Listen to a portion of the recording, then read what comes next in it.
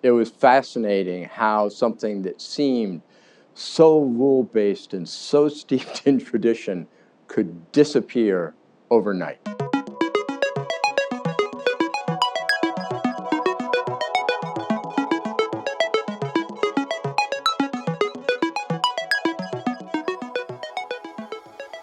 I was lecturing at Georgia Tech last night and University of Georgia a couple weeks ago. It's shifted more towards, I don't need as much raw memorization, right? And it's more of the critical thinking. How do I ask questions? How do I think through the problems? How do I work in teams to ask the right questions, solve problems? Because a lot of the knowledge base, I mean, we've had the internet for a while, but the ability to ask the right questions now with AI tools allow that to become even more value creating. But thinking back, even to childhood days and trying to make the decision coming into Harvard, you've got this, a lot of us have expectation from our family, our parents, or siblings on where we should go, what we should do, what are the things that our friends are doing from that standpoint.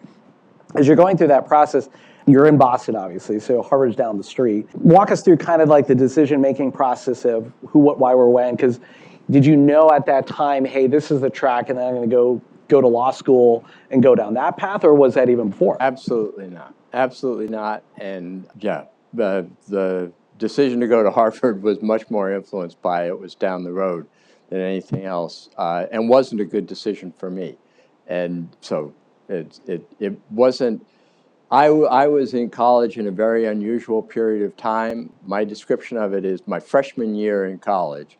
So this sort of dates me very old. None of you can relate to this, but when I started at college, you had to wear a coat and tie to meals.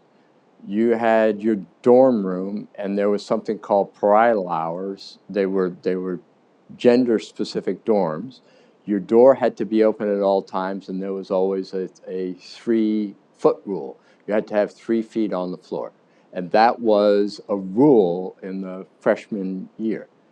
By sophomore year, the entire structure collapsed. They took over, one of the buildings at Harvard was taken over, the police came in, it was huge, a lot of protests around the Vietnam War, and the structure of the organization it was fascinating how something that seemed so rule-based and so steeped in tradition could disappear overnight. So college was an interesting experience, and I guess there were some experiential learnings, but from following a path of learning, it wasn't great.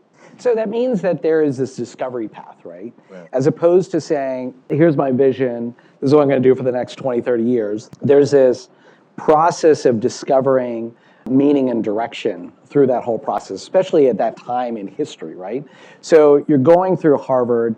When is it that you're thinking, hey, maybe law down the road is going to be something that's worth the direction? I've just got to come across as so shallow in this, but it only came down the road when, after I graduated, I started working in the Massachusetts state legislature. I was kind of interested in government, but again, it was more down the road.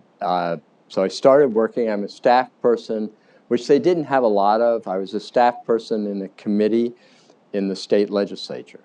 And after a year of doing that, I'm looking around and I'm going to the right and to the left of me, why are these people making 4 times more than I'm making? And as far as I can tell, they don't do a damn thing and they don't really understand what they're doing, but they're making 4 times more than I. And I concluded that the reason for that was because they had a law degree. So I go, okay, I'm going to get a law degree because I get paid more. That was the shallow thought process, but there it was.